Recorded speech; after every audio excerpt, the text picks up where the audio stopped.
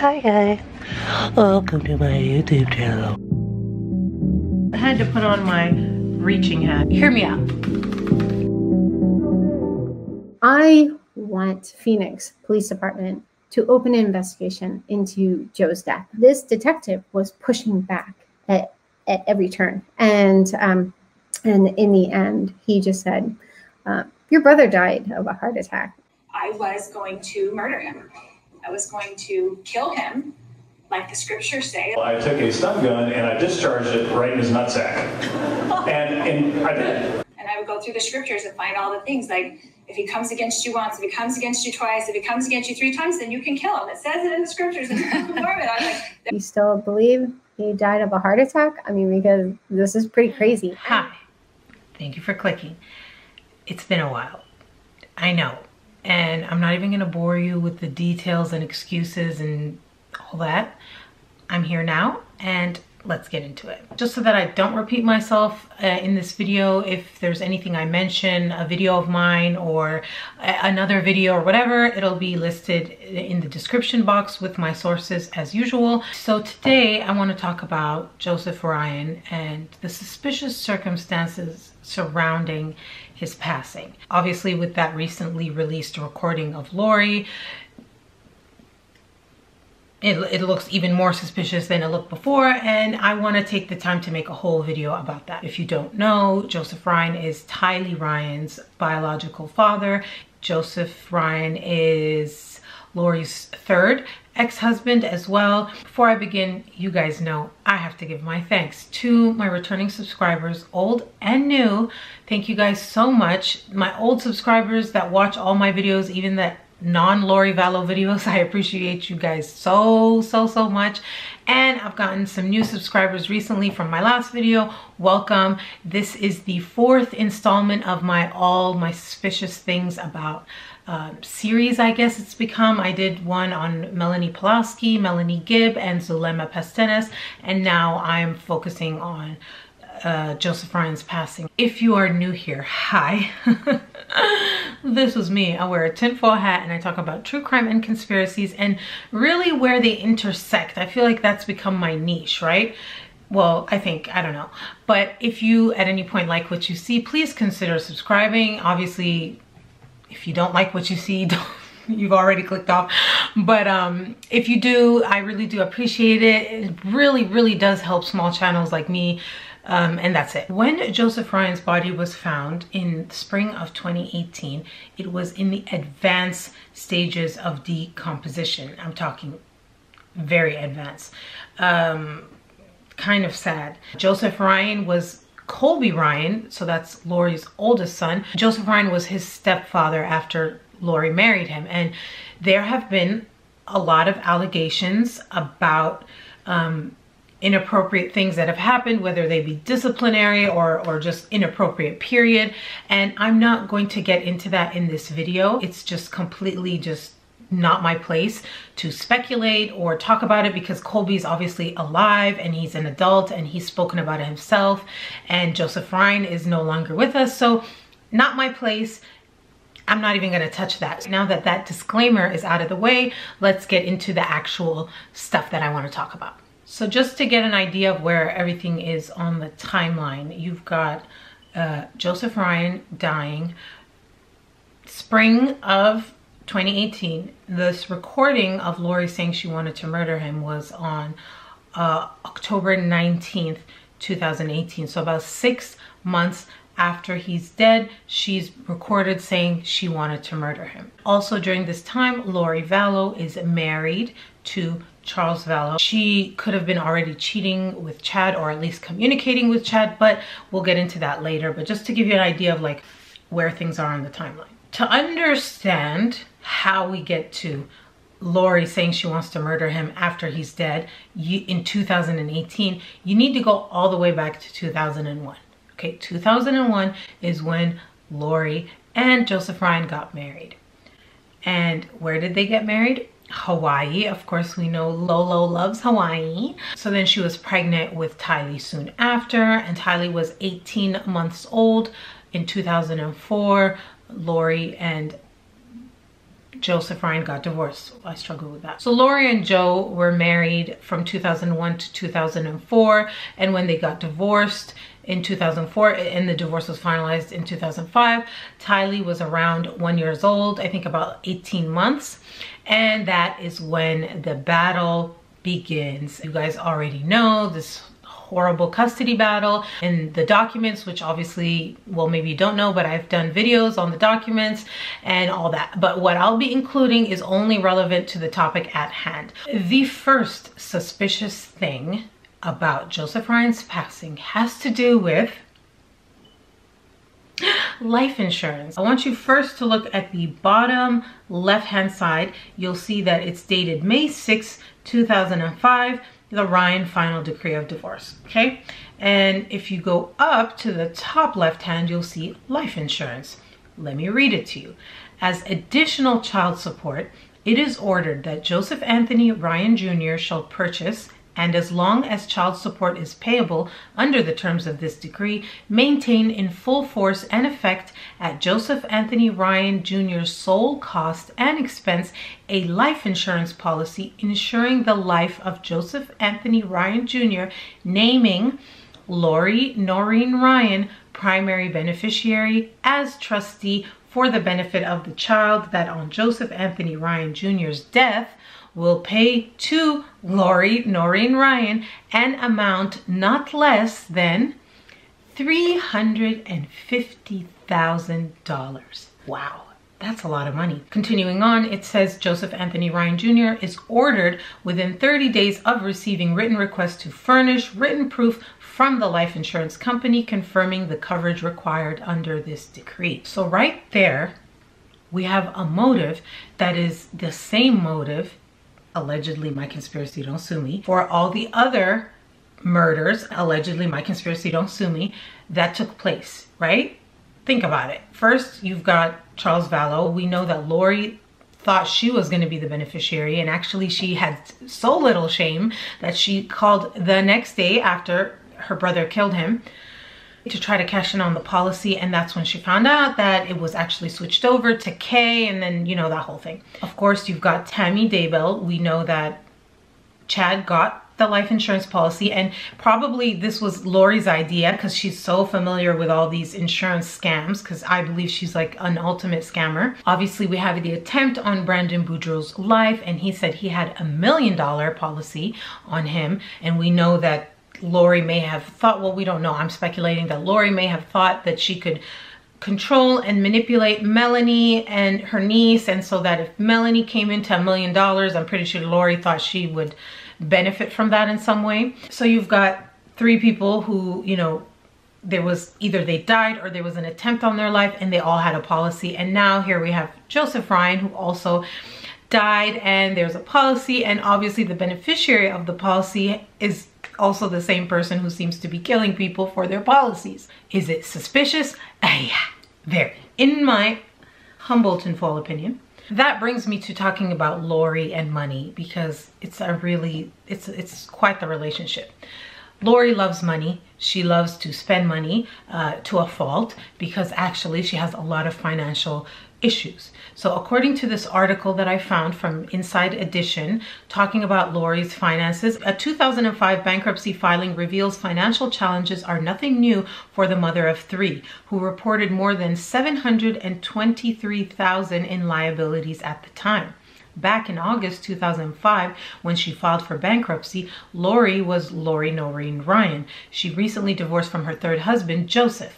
Both of them were on the hook for $79,440.89 to the IRS. According to the filing, Lori earned $3,700 per month as a self-employed hairstylist in Texas, plus $1,500 in support payments from her ex-husband, according to the bankruptcy filing.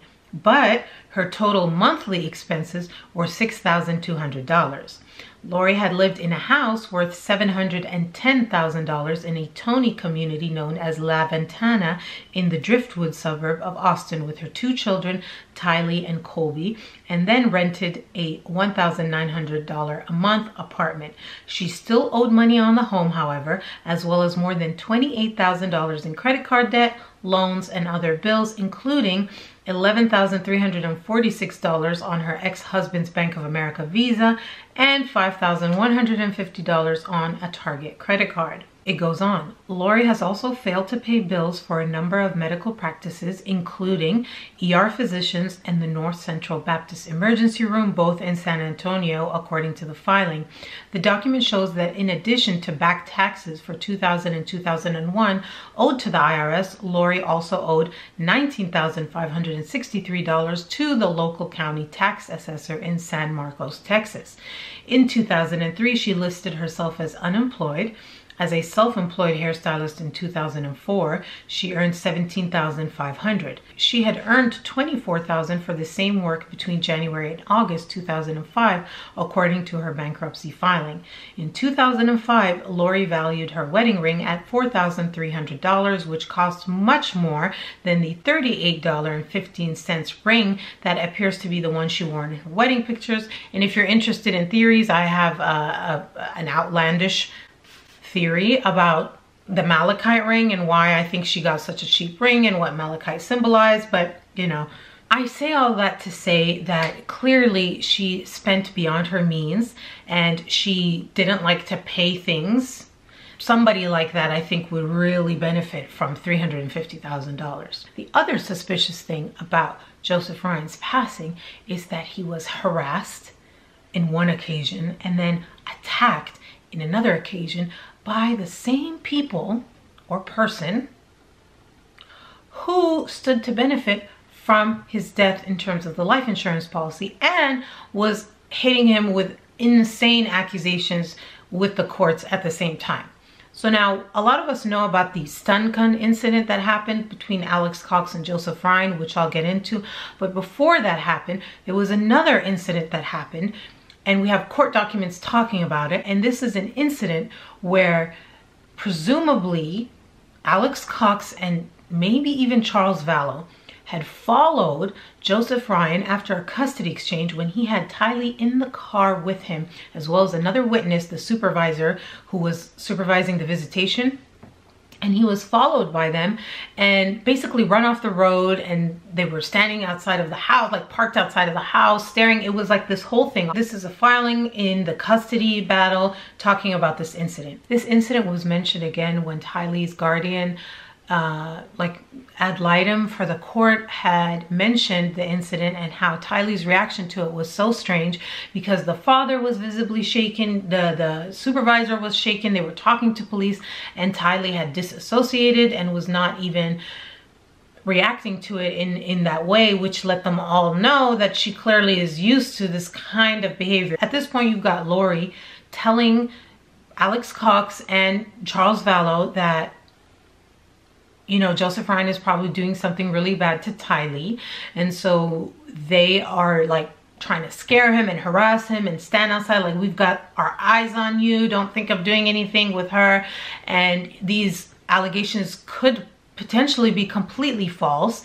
And it goes to show you just how far Laurie will go. But there's actually more. When you hear about this next incident that happens, which we all know about, where Alex Cox, you know, this is a true story. I found out that my ex-brother-in-law was a pedophile, so I took a stun gun and I discharged it right in his nutsack. Now, on the face of it, you would think that he did this because Lori Vallow told him that he was doing something to Tylee, right? Which obviously she probably did.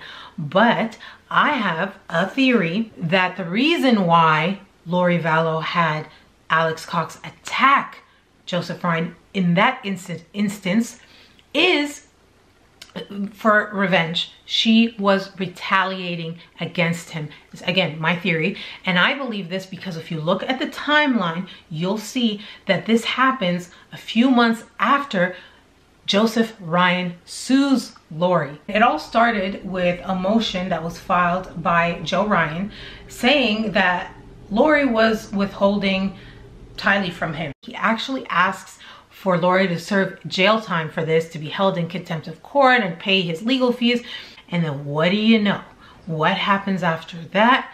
Laurie accuses him of attacking her. There's this incident that happens. She gets him arrested and then she has him attacked. We have the affidavit which details the incident. I would like to read that for you. On August 5th, 2007, victim Joseph Ryan was leaving the kids' exchange at 89 Vallow after a supervised visit with his daughter. He was approached in the parking lot by the accused. The accused had been sitting under a tree, lying in wait. I added that lying in wait part. The accused asked if Ryan remembered him. The accused is the brother of Ryan's ex-wife. The accused told Ryan that they needed to talk. Shortly thereafter, the accused reached into his clothing and pulled out an object. At the same time, the accused began to lunge at him. Ryan thought it was a gun and that the accused was reaching for. Ryan turned to run. He felt a shock to his shoulder. As Ryan ran, he was shocked a second time in the back. The force caused him to fall to the ground. By now, Ryan had realized that the accused has pulled a stun gun on him and not a pistol. He was unable to get his hands under him to break his fall. At one point, the accused made a threat to kill Ryan. Ryan was able to get up off the ground and flee. He was chased around the corner of the building by the accused, where they encountered witness Francis Lakai. Lakai actually saw the accused with the stun gun. The accused then stopped his pursuit of Ryan and began to walk away once there was a witness.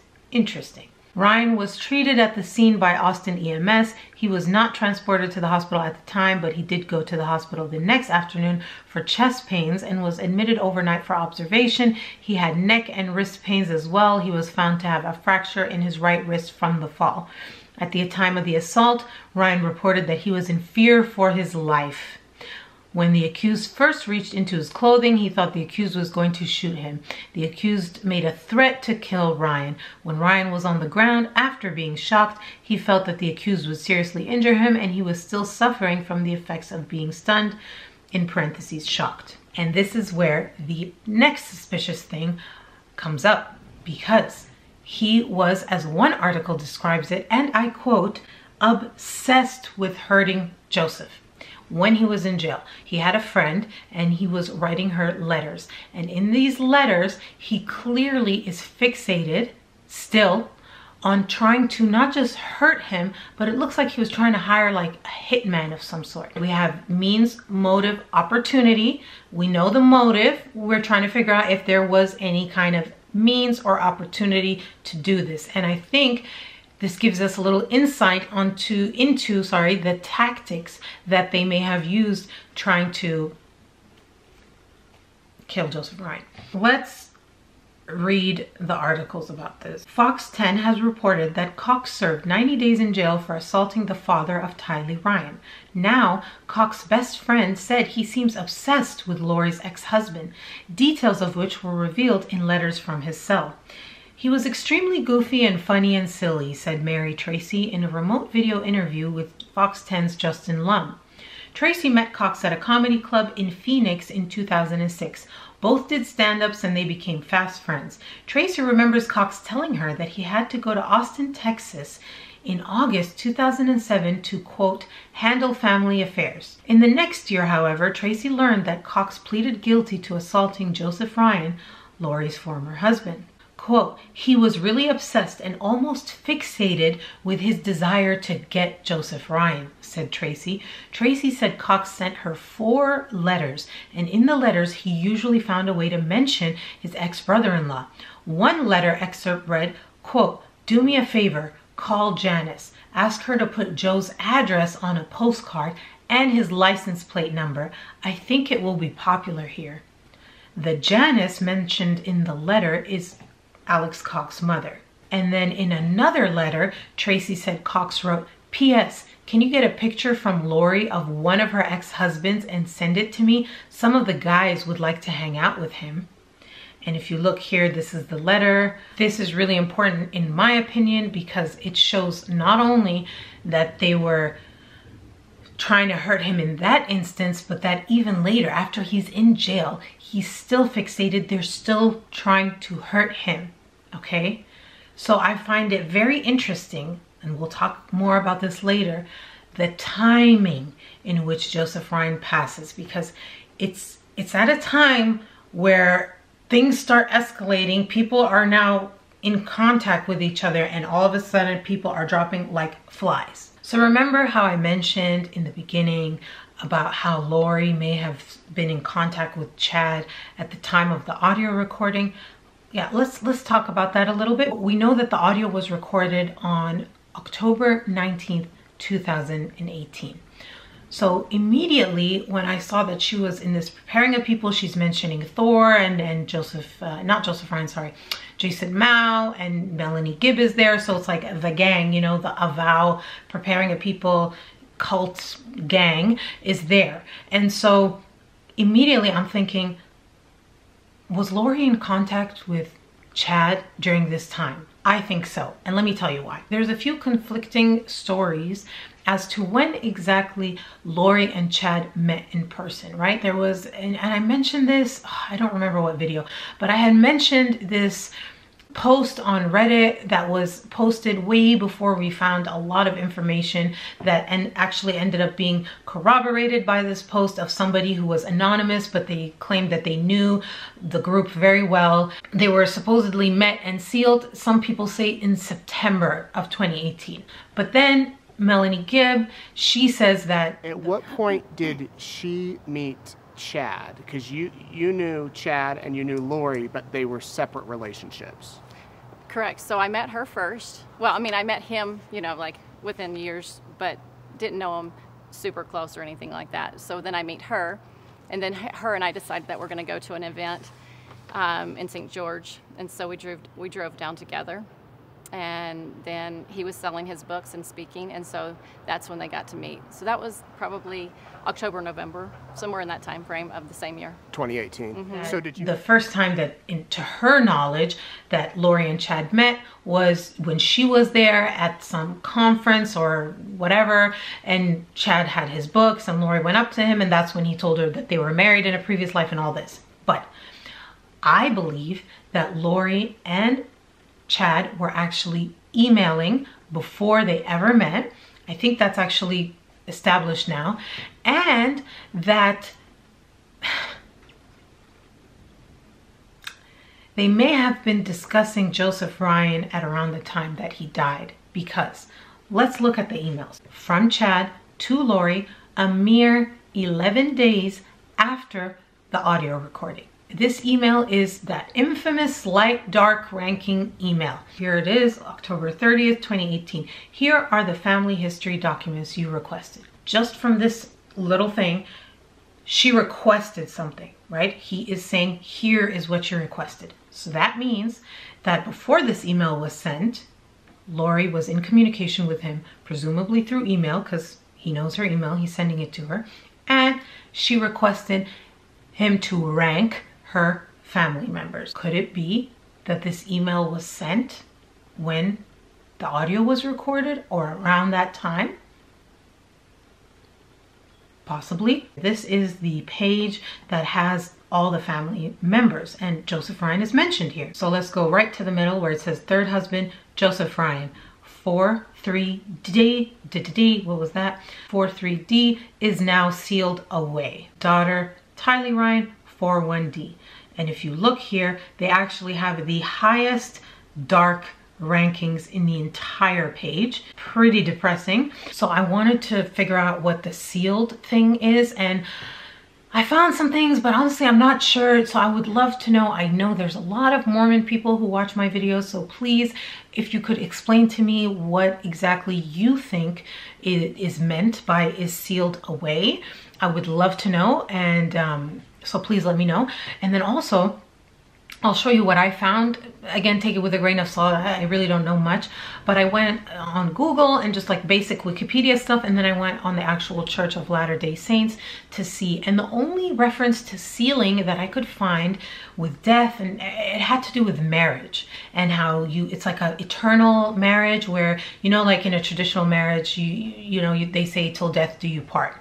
Well, in these sealings, eternal marriage, you don't part actually at death, but rather you are still married in the afterlife. This is my understanding. I could be wrong. However, I'm not quite sure how this relates to Joseph Ryan. being sealed away? Like, who is he married to, or is he eternally sealed? I really don't know. Joseph Ryan did convert to Mormonism when he was married to Laurie, so I don't know, did they seal Joseph Ryan to his ancestors and she was doing his ancestor work? I honestly, I don't know. Putting that aside, it still is very suspicious that 6 months after his death, Laurie is in contact already with Chad. They're emailing, and they're emailing about Joseph Ryan being dark and being sealed away. Could it be, let's put our hats on, do our stretches, reach, Laurie and Chad somehow together determined Joseph Ryan's dark, he needs to go because it's their commission to get rid of the dark people who then become zombies, right? So they've got to do the Lord's work and get rid of Joe. And conveniently, she'll get $350,000. Just a thought. Adding to my suspicions and theory, she may have already been in communication with Chad at the time of the audio recording, is what she says about a wise friend who told her that she needed to go to the temple. And so someone wise was speaking to me and said, you need to go to the temple. So I went and met my bishop, and I was like, I'm either going to turn my life to the temple or I'm going to commit murder. Could it be Chad? It could also be that she's talking to the angels or Jesus Christ himself. I mean, Satan, more likely. I don't know. Just because she said a wise person doesn't mean that it was actually a person. It could have been a figment of her imagination. So that's also very much a possibility here. We'll just leave that where it is. Suspicious. As Bailey Sarian, Queen Bailey would say, suspicious. I love her. I think it's important also the emails to understand just how much they were plotting and planning in these emails, because we know after that email where he's telling her the family history, we know on December 5th of 2018, December 5th, 2018, Laurie and Chad appear on a Preparing a People podcast together, and then they do other ones after that, and then we know on January of 2019, so just a few months before Charles Vallow gets killed, we know that they do the 7 missions to accomplish together before the end of the world, and they're trying to do the records and the white camps and all that stuff.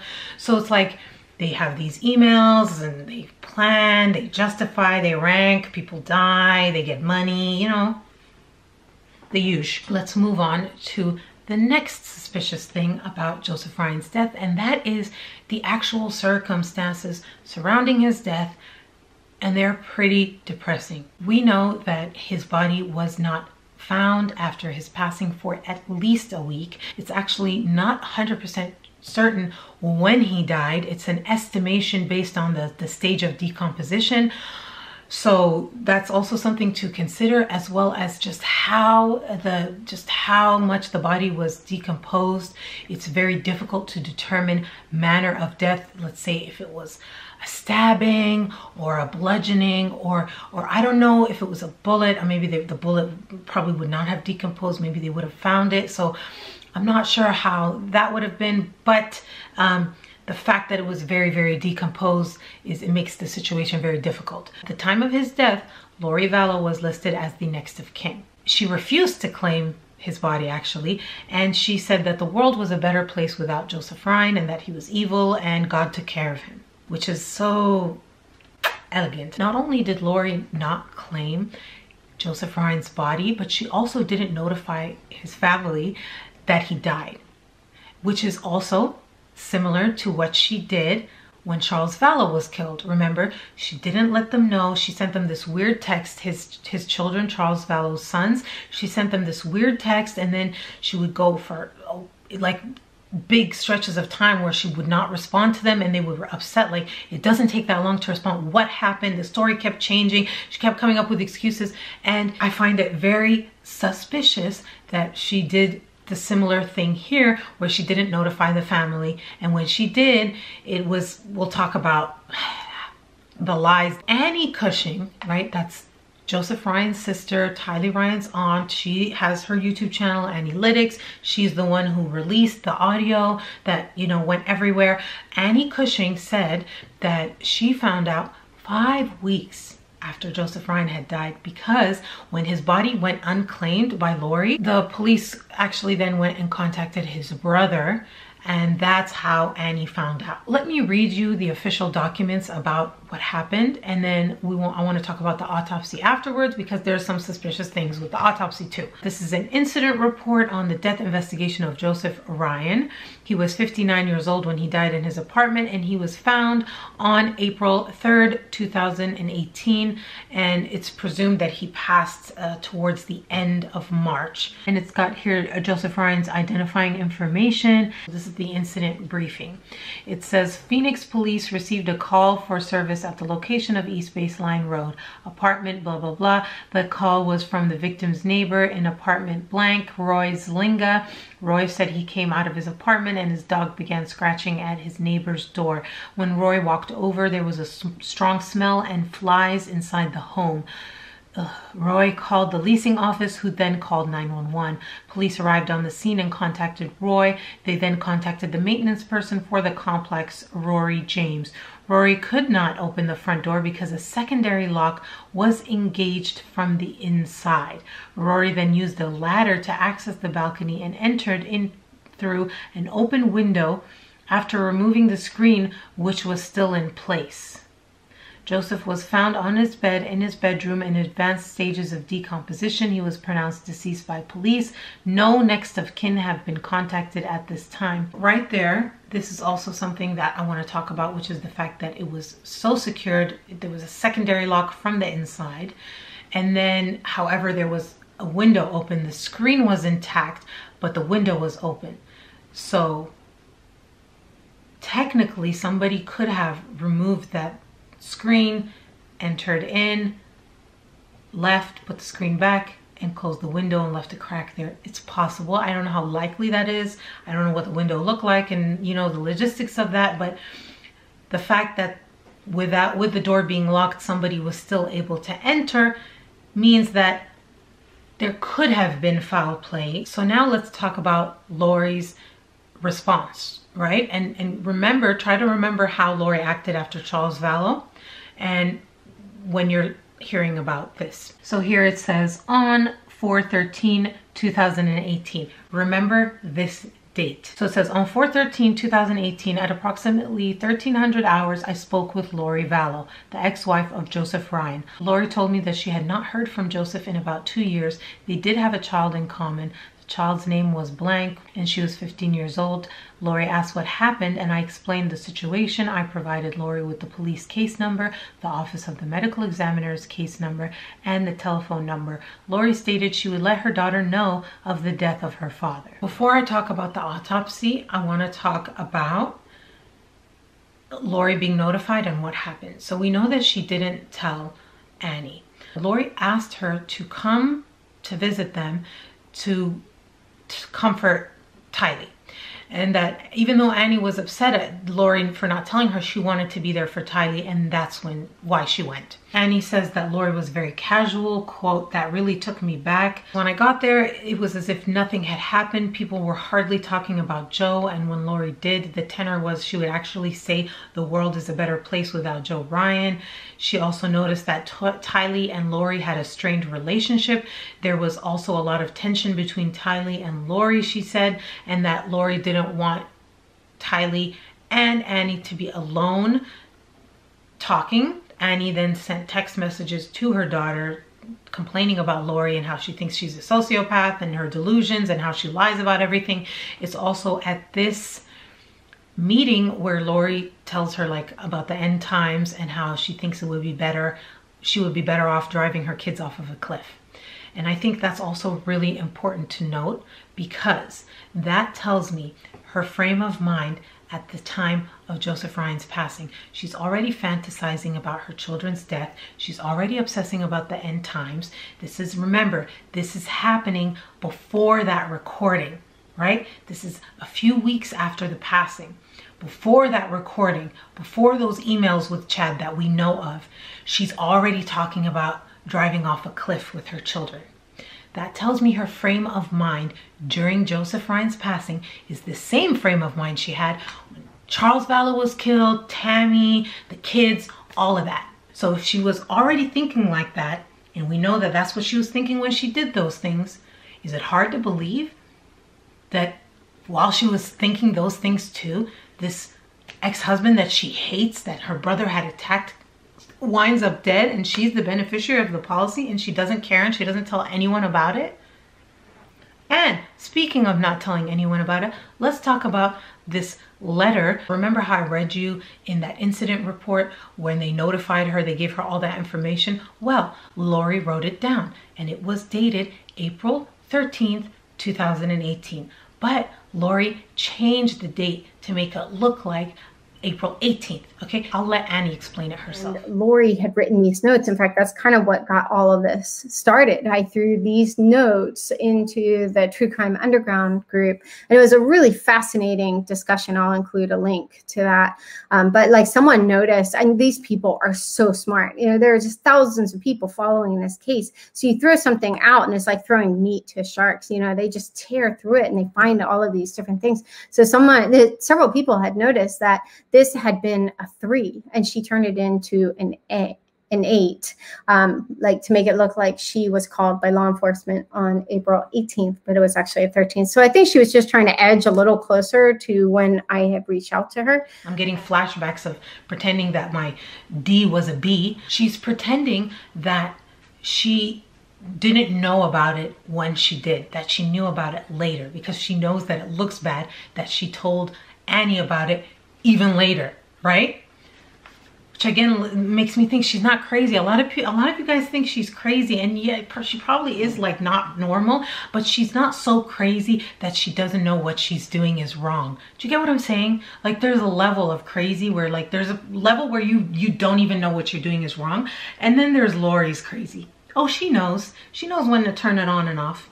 And sometimes she kind of like has no filter and it sneaks out, but she still knows. So now let's talk about the autopsy. The first thing is that Annie herself says that there are inconsistencies with the autopsy, that Joseph Ryan's height and weight was completely off, and that, you know, that is kind of like a red flag for her as to just how accurate or how reliable the autopsy is. Now also keep in mind, advanced stages of decomposition. I don't know how they can, you know, I saw a picture, which I'm not going to show you guys because it's just too much. Even for me, it's too much, okay?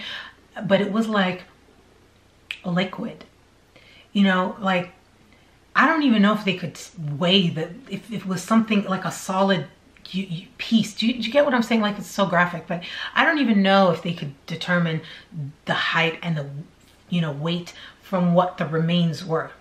You know what I'm saying?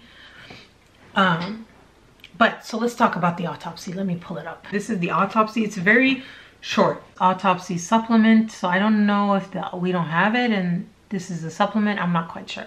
The cause of death is officially arteriosclerotic cardiovascular disease, manner of death natural, and it says on 4/19/2018 I contacted the Maricopa County Forensic Center, reference the post-mortem examination results for this case. I was informed of the findings as follows. The cause of death was that huge word that I just said, and the manner of death was natural. The investigation conducted by the Phoenix Police Department supports the findings of Maricopa County Medical Examiner. This case is now closed. Done. The next suspicious thing, and I don't know who ordered this, so it might not be that suspicious, but Joseph Ryan's body was cremated. I wanted to know who ordered Joseph Ryan's cremation. Hey guys, so I noticed something while I'm editing right now, so I'm doing a quick little voiceover, but I missed this when I was filming and researching. This is the text message that is from Lori Vallow to Charles Vallow's son. After he died, you know, Alex shot him, and she was kind of not answering their questions, blah, blah, blah. Well, she says here, if you look at the top center-ish, it says, my plan is to have him cremated as he wished and then take all 5 of you kids to Hawaii to spread his ashes. I find this interesting because as I'm trying to think to myself why Joseph Ryan was cremated, it could have been a procedural thing, yes, but also I think it's notable that Lori Vallow planned to have Charles Vallow cremated as well, and we know that that death was very suspicious. All right, that's it. Was it just standard procedure? Nobody claimed the body and the condition of the body, so they cremated it? Or did Laurie, you know, ask for the body to be cremated? And the answer to that is I couldn't find out for sure which one it is. However, I did find like a subreddit speculation thing, but there was one post that I'll show you. It said from a trusted source. This is on a subreddit called Lori Vallow, and the topic here is Joe Ryan, suspicious death and inheritance. And it's a long post. You can screenshot if you want to read it. But this person is saying that these are the questions they have, things that they're wondering about. And one of the things they were wondering about was, you know, who ordered the cremation. So the response here, it's defying gravitas. This user is, I've seen them all around, and they're trusted, and it even says so here. They know a lot about this case. So they say cremation happened by default, apparently procedural. 2 tissue samples were preserved. The next suspicious thing that I want to talk about is the fact that Annie Cushing herself believes that Lori Vallow is behind Joseph Ryan's death. If you look at the description of her live, and I'll pull it up for you here. In this YouTube live, I delve into the life of my brother, Joseph Ryan. This is not a memorial or tribute. This is an honest, raw accounting of my complicated relationship with Joe. I round out the live with my take on the allegations that have been made against him about sexual abuse, as well as why I believe Lori Vallow murdered him. The impetus that pushed me over the edge in addressing this issue was a recording someone sent me where Lori spoke openly about wanting to murder him. So sorry if I'm like turning orange and then like cool and then warm, like the temperature keeps changing like with the camera. So I want to talk a little bit about Annie Cushing and why I believe Annie Cushing is a reliable source and not just this emotional grieving, you know, person who's not thinking logically. First of all, if you watched her live, which I highly recommend you do, she's not at all delusional or glorifying Joseph Ryan at all. She is completely honest, even when it doesn't look good for him, and she's just saying the truth. And if you know about her background with data and analytics, it's all about facts and analyzing and just like letting the facts speak for themselves, letting the data tell the story. So I don't feel like someone like her would just kind of speculate just to speculate or just be very overly emotional. I really don't think she's that type of person. And she knows a lot about the case. She has the best timeline out there. I don't care which news provider, news network, I don't know, whatever news network, I don't know, I can't even speak. She has the best timeline out there. The fact that she is extremely honest and not interested in making Joseph Ryan look like an angel, and the things that she says about him that are not very flattering, she has no problem saying that. I don't think if she truly believed that he died accidentally or there was some sort of thing that happened that had nothing to do with Laurie, I don't think that she would just harp on, no, he was innocent, he was killed, I don't think she would harp on that without good reason. And so this right here is another thing that makes me think, if Annie Cushing thinks that Laurie did it, so do I. I don't know, where there's smoke, there's fire. Remember how I said there was a lot of similarities between what happened to Charles Vallow and what happened to Joseph Ryan? And I think that that's important in trying to see if these situations were related. And let me tell you some of the similarities that I noticed. Upon closer inspection, first similarity, they were threats to their lives beforehand. Joseph Ryan's life was threatened by Alex Cox when he attacked him, and then again when he was trying to find a hitman when he was in jail. And we also know Charles Vallow was also threatened. He said multiple times that Laurie threatened to murder him. Second thing, both victims, now when I say both victims, I'm talking about Joseph Ryan and Charles Vallow. Both of them complained to police and asked for help, okay? Both of them. We know that. Obviously, Joseph Ryan, he went and he filed a thing. He tried to get him arrested. He said he was in fear for his life. All that. Same thing. We know Charles Vallow, very depressing. How many times he asked for help, was not taken seriously. Third similarity. When they were complaining, both victims named their abusers, shall we say, and they both said that it was Lori Vallow and Alex Cox that they were afraid of, that they thought were doing something. Both of them. Lori Vallow was also the life insurance policy beneficiary, or at least she thought she was, in both of their cases.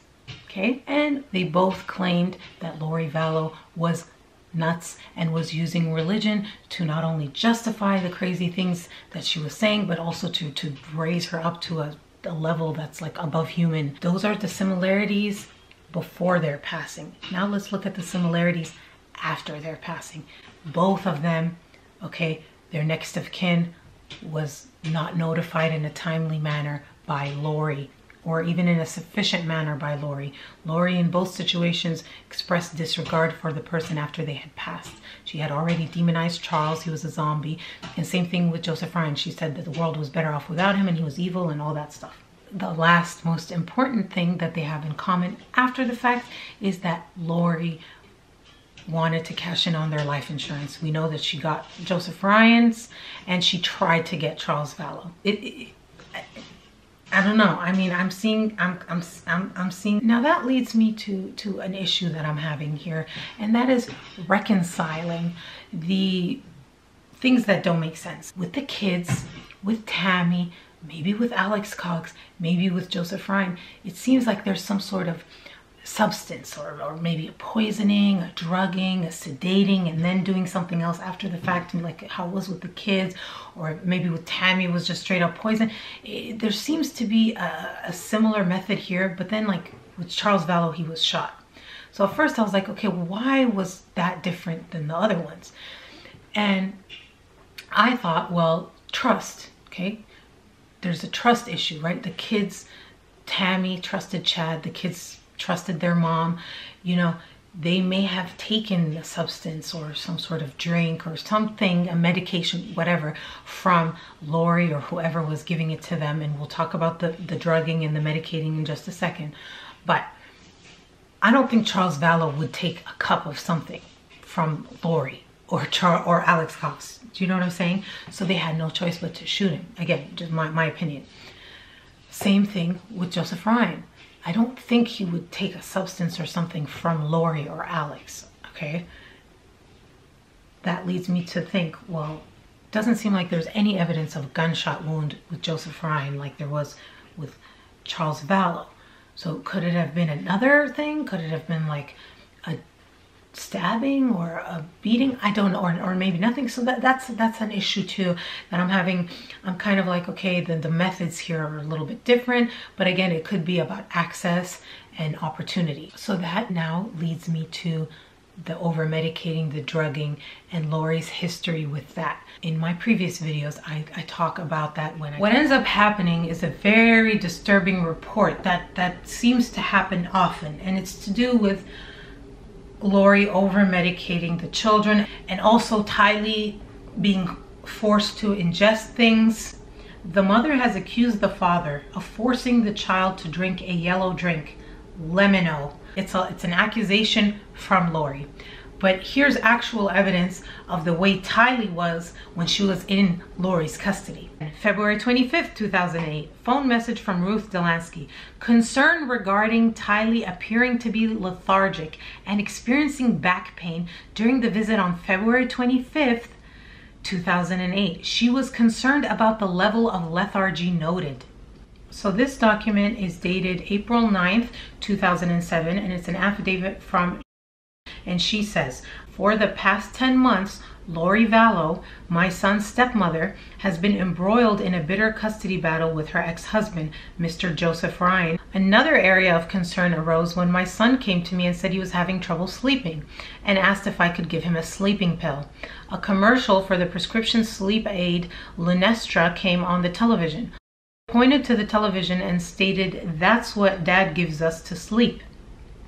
In January, told me Dad and Lori give us all kinds of those green Advil, NyQuil, and Lunesta, so we go to bed early. They practically shove it down our throat.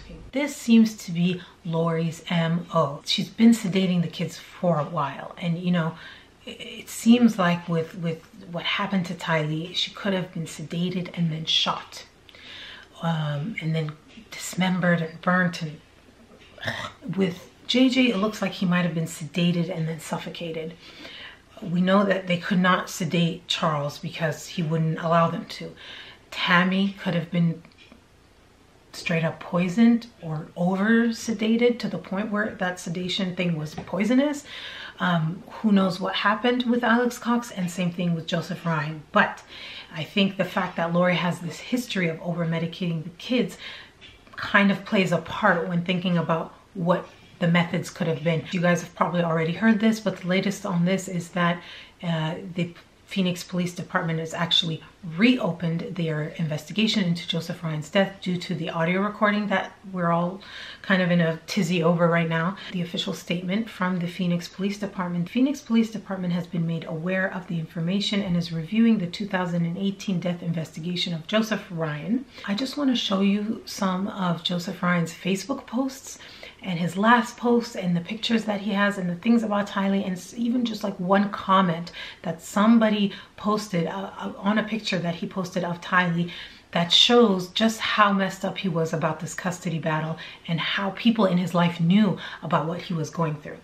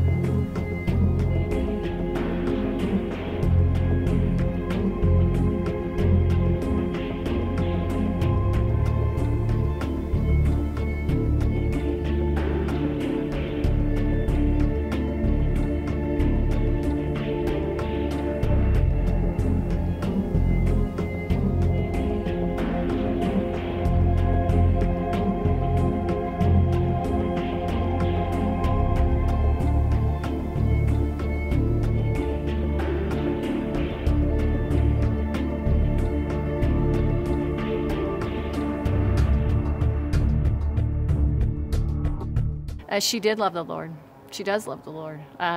She does love scriptures. She does love beautiful things. This is what's so tragic. I want to thank you guys so much. Please subscribe if you haven't already, and I will see you guys in the next one. Bye.